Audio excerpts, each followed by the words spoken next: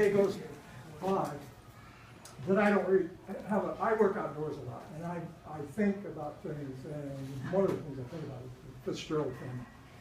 I remember I started teaching at Enterprise when it opened in '54, and I think Jim came in '58. Is that true? It was even, I think it was the next year, second year. Second year, Mhm. okay. Jim had lived in the city.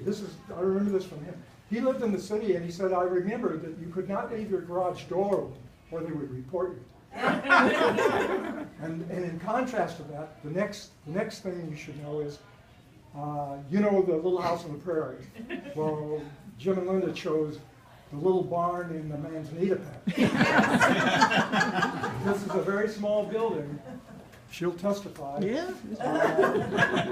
It wasn't very fancy, but you could leave your door open if you wanted.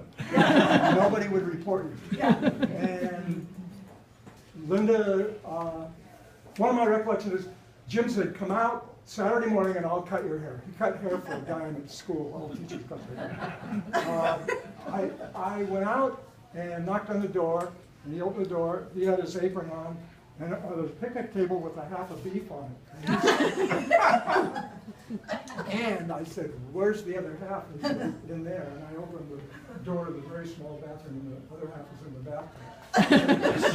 And then from there, he and I used to do this together over the years, and it was a long process from Friday after school till Sunday late in the morning.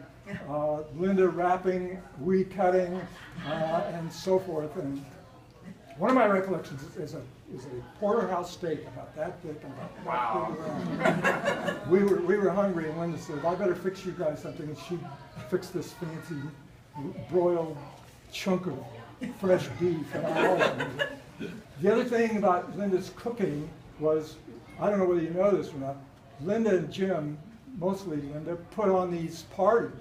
They were held in the garage, which was one step down from the living room.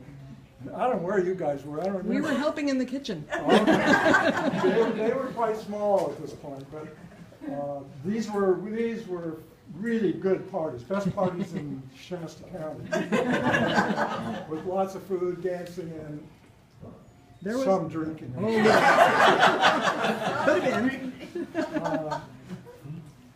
Yeah, I could go on for hours and hours and hours, and I'll stop because I know you're getting bored. But Fitzgeralds are not average folks.